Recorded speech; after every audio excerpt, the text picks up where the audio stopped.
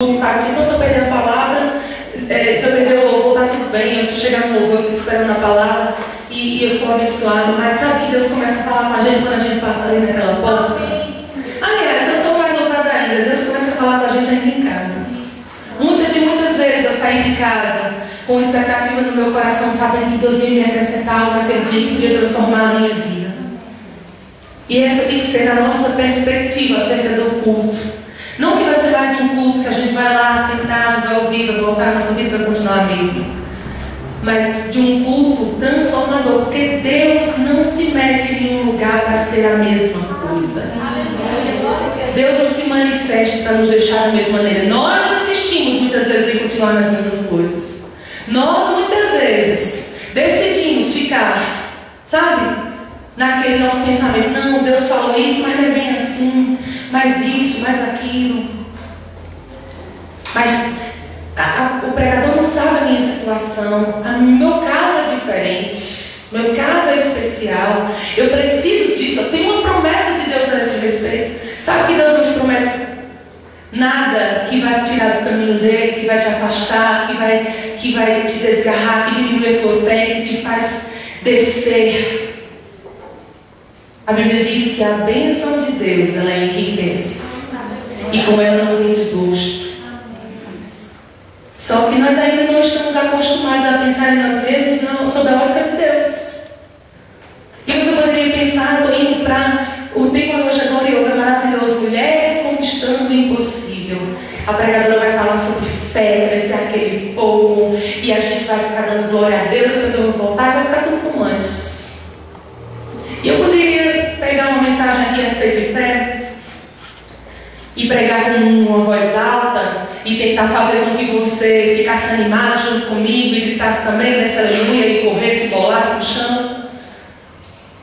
Mas sabe que eu percebi que muitas vezes o problema das mulheres não conquistarem o impossível não está no fato de elas não serem ensinadas sobre fé, de não serem ensinadas sobre o quanto Deus é poderoso e nós coloquemos a nossa esperança nele, e esperemos e confiemos e nos prostremos, porque Deus pode fazer o impossível. Deus pode, mas nós estamos dando condição para ele fazer isso na nossa vida?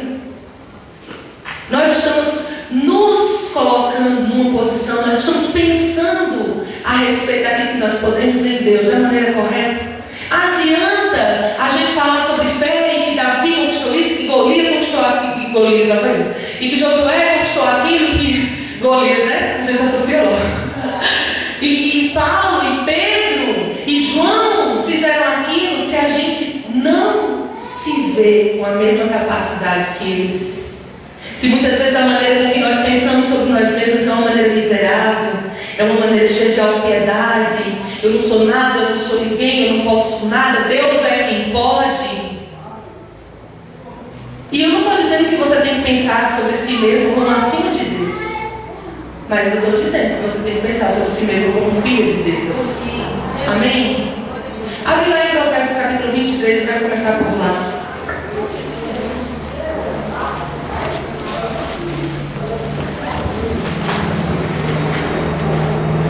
Eu estava com frio, mas tinha tanto fogo nesse lugar que agora eu estou quente.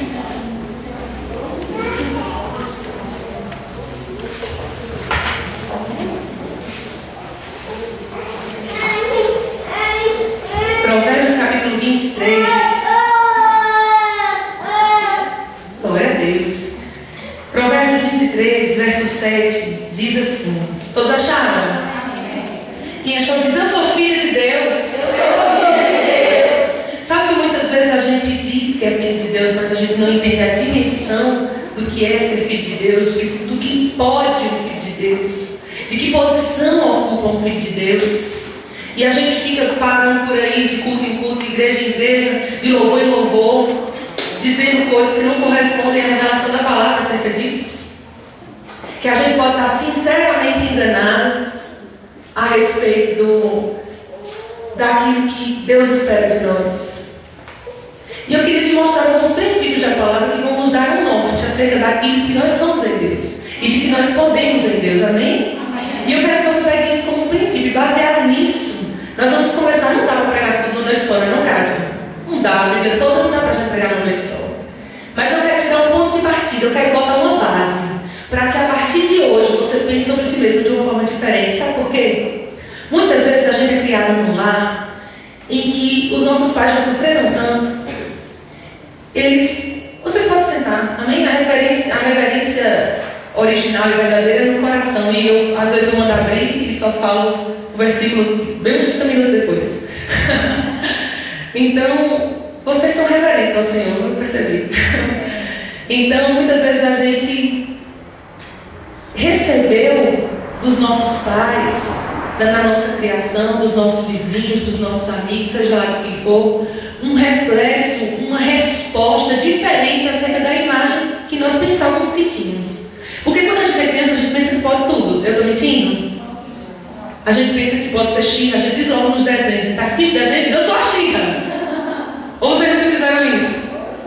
Eu era a Power Ranger rosa. E tinha briga dentro da minha casa. 3 meninas assistindo desenho, às vezes só tinha uma protagonista. Todo mundo queria ser a Xuxa, ninguém queria ser a Angélica nem a Mara. E a gente pensa que a gente pode ser tudo. Porque a gente nasce com a essência de Deus dentro de nós, com a inocência de Deus dentro de nós. A gente vem de Deus, amém? A gente não vem corrompido, a gente não vem sujo. Deus é santo e a gente nasce como Ele, porque o nosso espírito vem dele, amém? Ninguém pode tirar água suja de uma fonte limpa, não foi isso que Jesus falou? Uma fonte de água limpa não pode dar água suja. E nós viemos de Deus. A fonte de Deus é a fonte da justiça, é a fonte da santidade. Deus é a fonte. Amém? Então nós nascemos dele puros. E a gente nasce com aquela autoimagem limpa. A gente se vê grande. Vai falar com a criança para ver se ela não acha que ela pode tudo, ela pode pegar tudo, ela pode fazer tudo, ela acredita em tudo. E a gente nasce assim, inocente. Só que aí, ao longo da nossa caminhada, eu não sei exatamente não sei nada sobre o contexto de cada um de vocês aqui. Onde vocês nasceram, onde vocês cresceram. Eu não sei, mas Deus sabe. Amém? E pode ser que você não tenha crescido num lar em que as pessoas te diziam que você era linda. Pode ser que, pelo contrário, a pessoa ficava pegando no teu pé, dizendo que você era feio, que teu cabelo era isso, que tu tinha... vai quadrado, não tem cintura não. Isso aconteceu comigo. Passou? Agora eu uso cinta, tá tudo certo. Então, só que, gente, às vezes a gente quer ouvir que a gente pode e as pessoas dizem, esse menino vai dar pra nada não. Essa menina não vai dar pra nada na vida não. Ela é muito burra, ou ela é isso. E a gente ouve coisas sobre a gente que não nos ajudam a ser quem Deus espera que nós somos.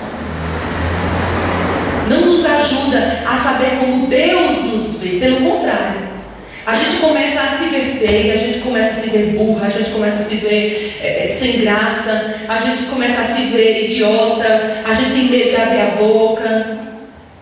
Às vezes acontece. Eu sei que algumas podem ter crescido num lar em que as pessoas dizem, você é linda e etc e tal. Mas ainda assim o diabo sempre usa uma pessoa ou outra para te desmotivar, para te dizer que você não é uma coisa que você não é determinada coisa, aliás. E você começa a criar uma imagem de si mesmo deturpada. Quando Deus te vê de uma forma diferente, quando Deus vê todo o potencial que há dentro de você. E aqui em Provérbios capítulo 23, no verso 7, diz assim: porque como imagina em sua alma, assim ele é. E eu sei que isso fica muito solto, tá, gente? Só dizer porque assim como imagina em sua alma, assim ele é. E eu queria falar para vocês por que está escrito aí em Provérbios isso. Diz assim no verso 6, diz, não comas o pão do invejoso, nem cobices os seus delicados manjares, porque assim como imagina em sua alma, ele é. Ele te diz, come e bebe, mas o seu coração não está contigo. Então Salomão estava aqui falando no provérbio que não era para a gente comer o pão do invejoso. Por quê? Porque quando o invejoso lhe oferece alguma coisa, quando uma pessoa mesquinha te oferece alguma coisa, na verdade ela não quer que você coma. Sabe aquela história de você comprar um batom e oferecer por obrigação? Você já fez isso? Você oferece por educação, mas dentro de você não aceita porque eu quero comer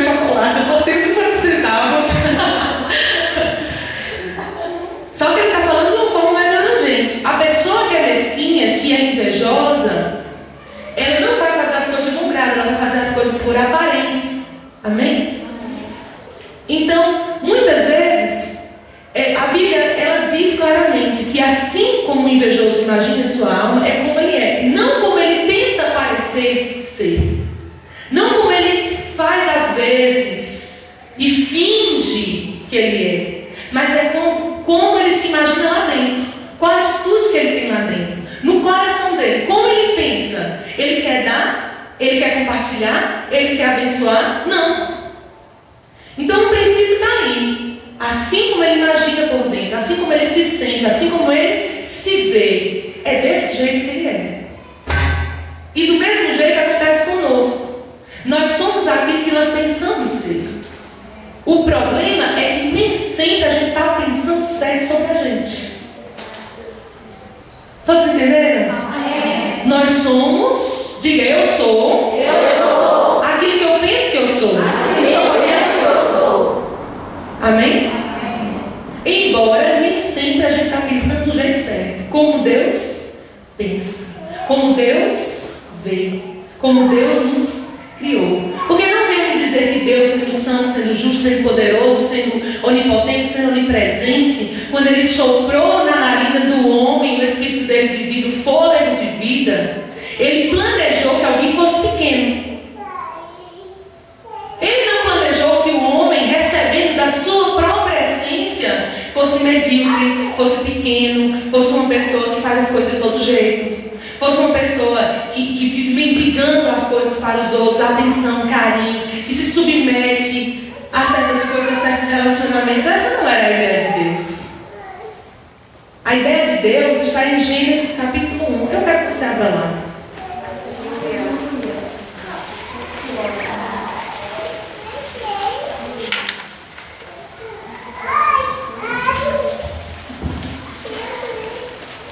Glória a Deus. Gênesis capítulo 1, verso 26 diz assim: também disse Deus, façamos o homem à nossa imagem, conforme a nossa semelhança. Tenha ele domínio sobre os peixes do mar, sobre as aves dos céus, sobre os animais domésticos, sobre toda a terra e sobre todos os répteis que já rastejam pela terra. Criou Deus, pois, o homem à sua imagem, a imagem de Deus o criou. Homem e mulher os criou. E eu acho que muitas vezes a gente não atenta para o início de tudo. Amém, gente? Para como as coisas começaram a acontecer. Porque o Éden era o plano original de Deus.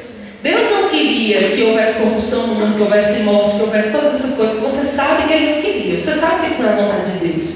Doença, morte, miséria, enfermidade. Isso não é a vontade de Deus.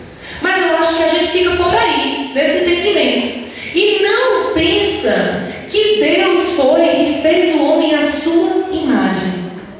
Que Deus fez tudo conforme Ele achou que devia fazer, mas quando Ele foi fazer o homem, Ele disse: Ele será a minha imagem, a minha semelhança, Ele será como eu. E a Bíblia diz que Ele diz assim: tenha Ele domínio, diga domínio. Domínio. A Bíblia não diz que Ele diz para o homem se sujeitar às coisas da natureza. Diz o contrário, que as coisas da natureza iam se sujeitar a Ele, as aves do céu, os peixes do mar, tudo que se move sobre a terra era para estar à mercê do homem. Só que nós já sabemos da história, por causa do pecado de Adão, a corrupção entrou no mundo, o pecado entrou no mundo pelo pecado à morte. Amém? Nós já sabemos disso. Aconteceu um imprevisto, aspas, porque Deus sabe de tudo, Ele já sabia. Mas aconteceu algo que não era para ter acontecido, não era a vontade de Deus. O homem caiu. E é interessante notar que quando, em Gênesis capítulo 3, vai lá para Gênesis capítulo 3.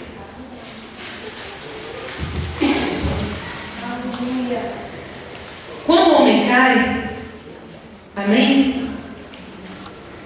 Aqui no verso 6 diz assim: vendo a mulher que a árvore era boa para se comer, agradável aos olhos e árvore desejável para dar entendimento, tomou-lhe do fruto e comeu, e deu também ao marido, e ele comeu.